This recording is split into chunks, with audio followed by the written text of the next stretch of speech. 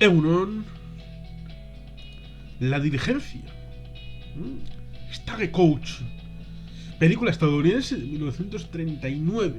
Sorprendentemente, y únicamente gracias a los amigos del grupo de debate de Telegram que tenemos de debate ligado a la revista Acción Cine, revista que se puede encontrar en kioscos todos los meses en papel, pues ha sido la oportunidad en este grupo que tenemos un ciclo de debate sobre una película elegido por cada uno de los integrantes. Una de las semanas ha sido esta, La Diligencia, de John Ford. Y he de agradecer mucho porque, curiosamente, digamos que esto tiene tres elementos. Tiene el elemento John Ford, tiene el elemento John Wayne, que al fin y al cabo es el protagonista auténtico de la película, y tiene el elemento western, John Ford, John Wayne. ¿Qué mal puede haber? Pues digamos que, curiosamente, no la había visto. Creo que no la he visto, o por lo menos no entera, y aparte de eso que no recordaba. Con lo cual he de agradecer mucho la oportunidad de poder haber visitado finalmente La Diligencia. Esta obra del año 1939, que como todo el mundo sabe, en el año 1939 hubo por lo menos dos clásicos más, precisamente en color, como es la película del Mago de Oz y de Lo que el viento se llevó, con la técnica del Technicolor. Pero esto es un western y trata de ser algo más equilibrado, viniendo de la época de los años 10, 20, sobre todo el 20 y también 30, como dirían Mario Rajoy, aquel gran clásico, como puede ser aquel de Fred Niblo, aquel de Ben-Hur, bueno, sí, Ben-Hur, de Niblo, clásicos, respecto a luego de Ben-Hur de William Wyler, que en principio también estaba ahí. Vamos, que eran películas en blanco y negro, en sonoro no, porque el sonoro empieza con el 1924, con aquel cantor de jazz. Las más de las veces en películas digamos sin voz, es decir, mudas, películas mudas. Y también del oeste, como muchas películas mudas, sería el propio John Ford, y también con temática del western.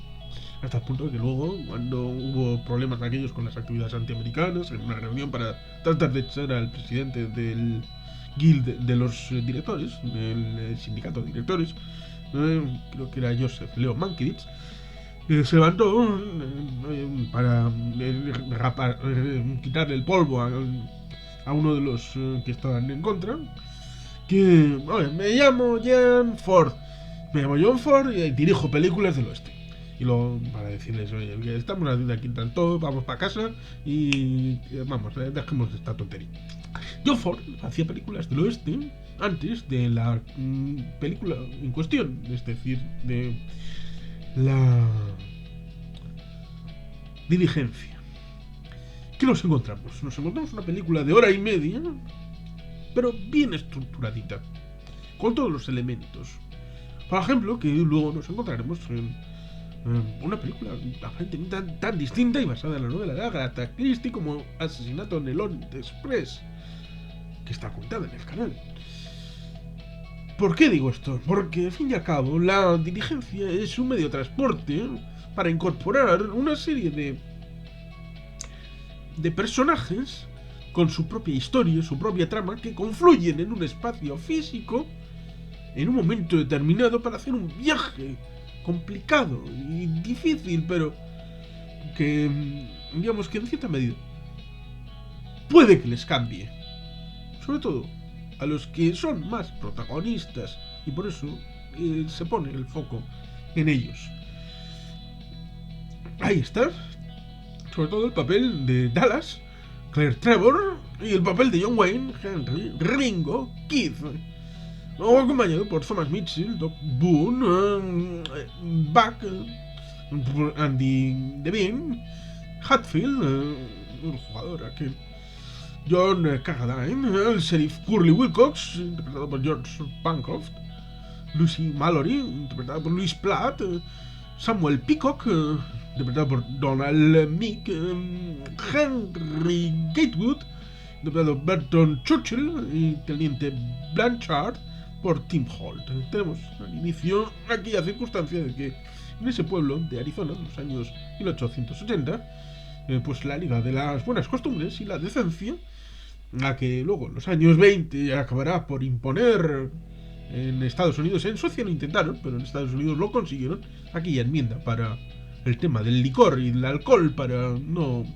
venderlo públicamente, la prohibición, que luego será objeto de contraenmienda nada más llegar a la presidencia Franklin Delano Roosevelt. Pues esta entidad obliga a expulsar del pueblo a Dallas una prostituta y a Josiah Boone, un médico borrachín. Estos serán obligados a subir a la diligencia que va a salir con destino a la ciudad de Lordsburg, en Nuevo México. Es una película que, bueno, pues tiene su importancia. Tiene su importancia en tanto en cuanto digamos que es el primer western sonoro de Ford tras una ausencia de 13 años, y se la considera como el primer western adulto, ayudando a resurgir el género. Ganó 2 premios Oscar de la Academia, al mejor actor de reparto, el de Thomas Mitchell, y mejor música. Tuvo otras 5 candidaturas: mejor película, mejor director, dirección artística, fotografía, montaje.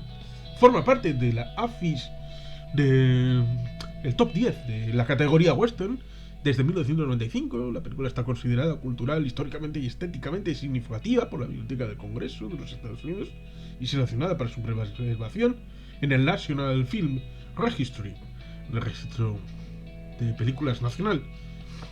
En principio la productora quería a Gary Cooper y a Marlene Dietrich como actores principales para los papeles de Ringo y de Dallas, pero digamos que tenía la idea de poner a John Wayne y a Claire Trevor.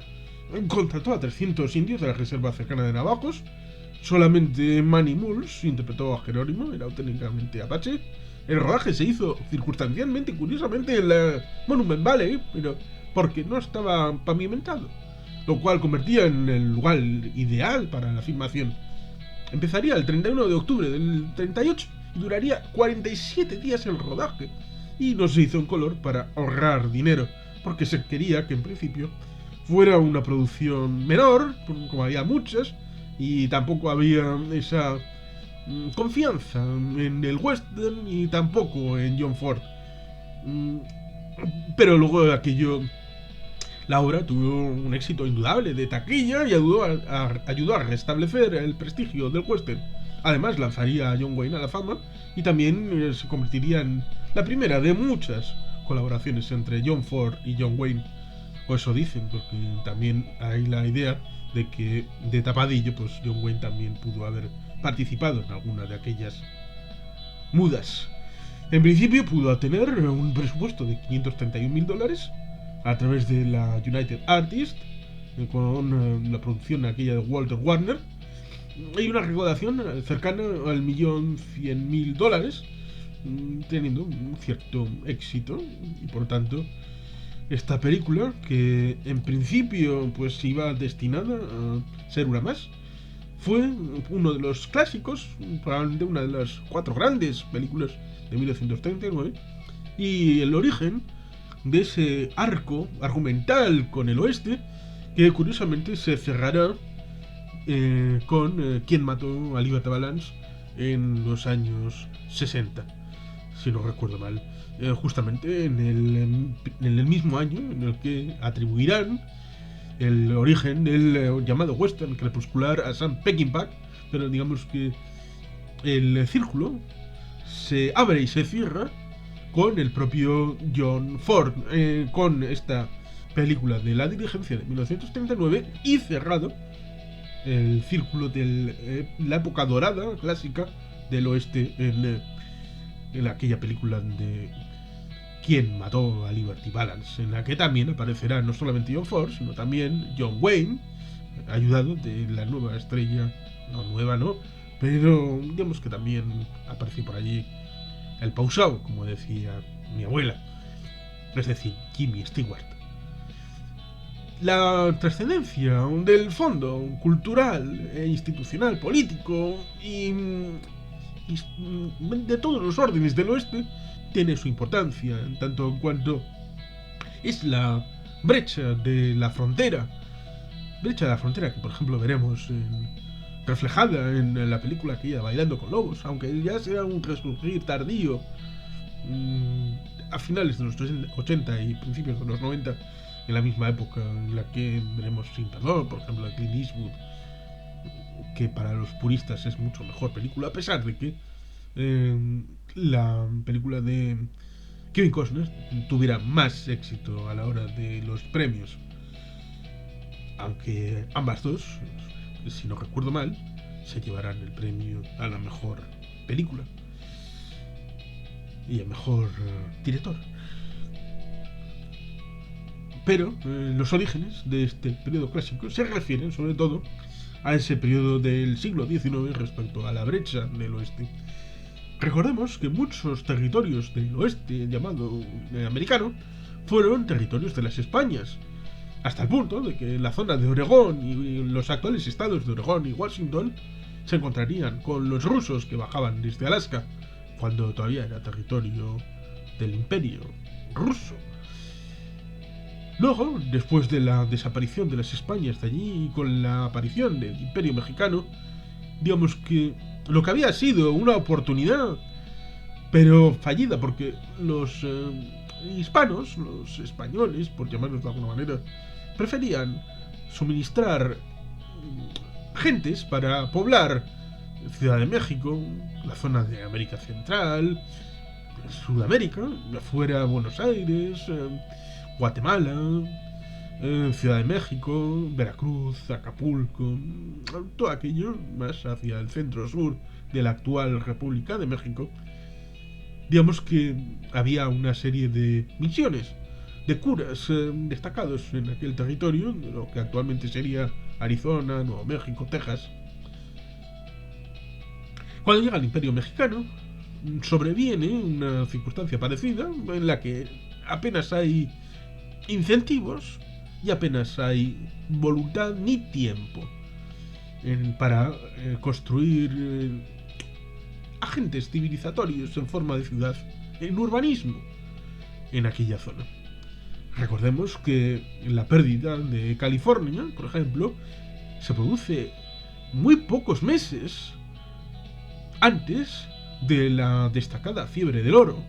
California es parte de la Unión muy poco tiempo antes de que se descubra mucho oro en aquel lugar. ¿Qué hubiera sido si esos meses antes hubieran sido desaparecidos?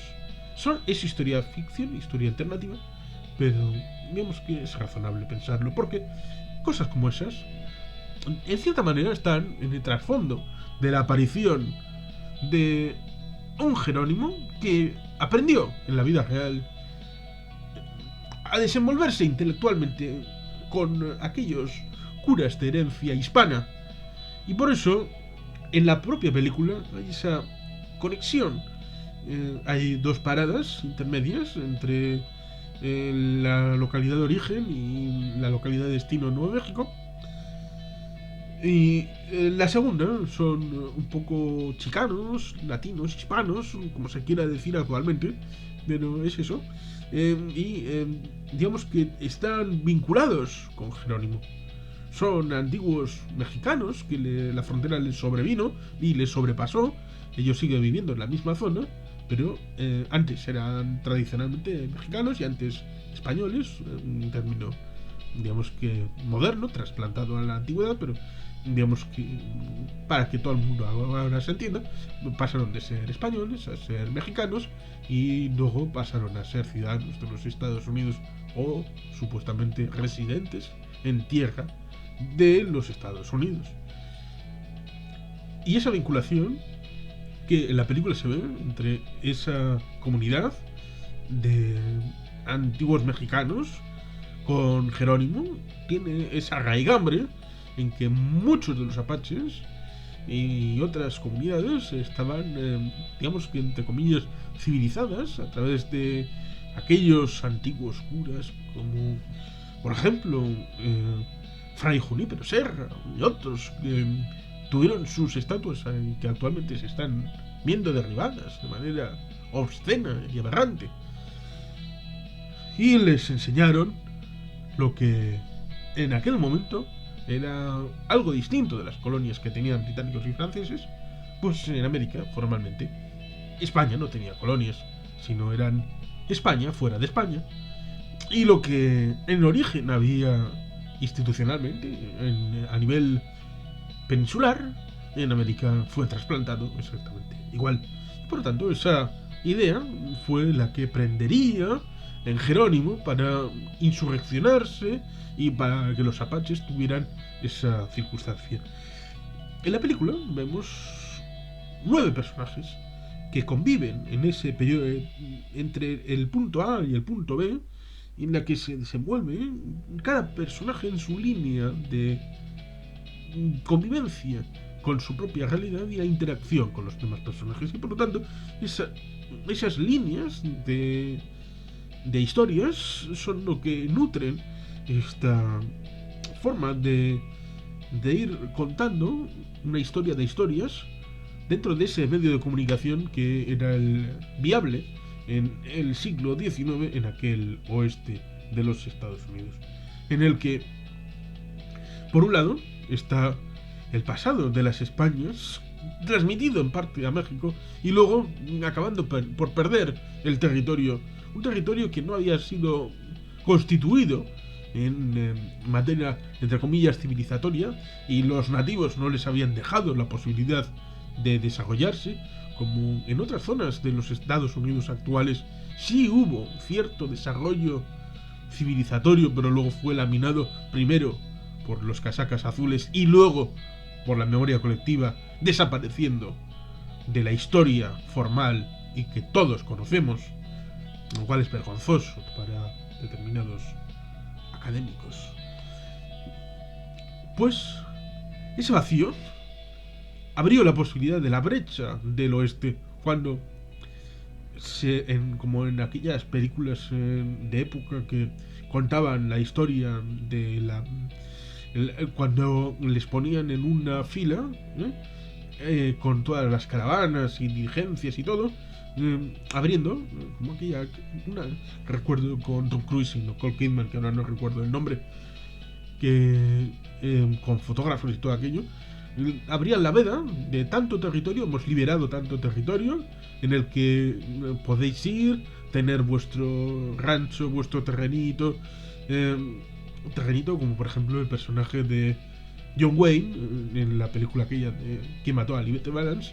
Trata de tener ahí un jardincito, pensando en la novia con la que competirá, con el personaje de Jimmy Stewart, aquel de la costa oeste que irá allí para tener una vida distinta como abogado, hombre de leyes. En principio está ese trasfondo del oeste. El oeste es el salvaje oeste. La idea de la naturaleza, de lo distinto, de lo emocional, de lo...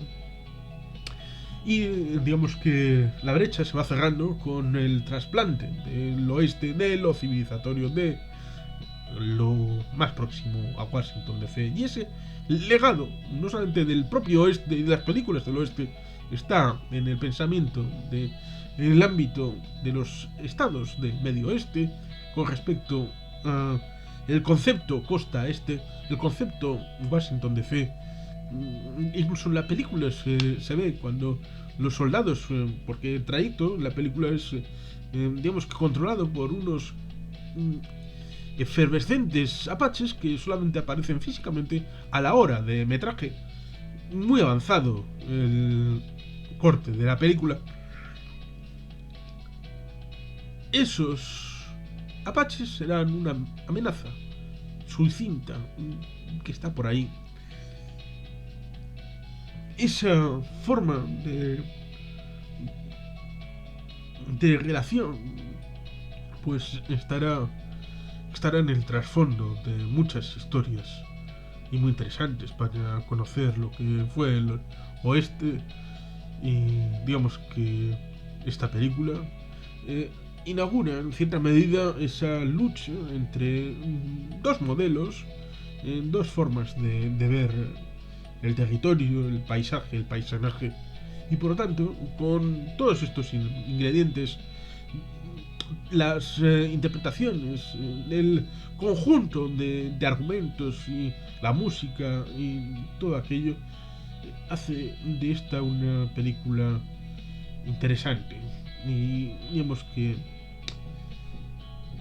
bueno, pues eso que iba a decir, que era que en un momento dado el personaje del banquero le dice a uno de los militares que ha tenido que ir con el tema de los apaches: oye, que voy a decirle que nos estás abandonando a tus superiores. Incluso voy a elevar la voz a Washington.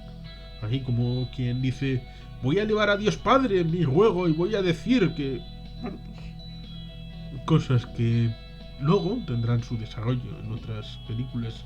Esto de apelar a, bueno, por ejemplo, como Caballeros sin Espada, aquella de Jimmy Stewart, también creo que del año 37, aquella de A la Bolita Capra, que tenía muy mala leche muchas veces, y que digamos que eso de apelar a Washington como epítome de la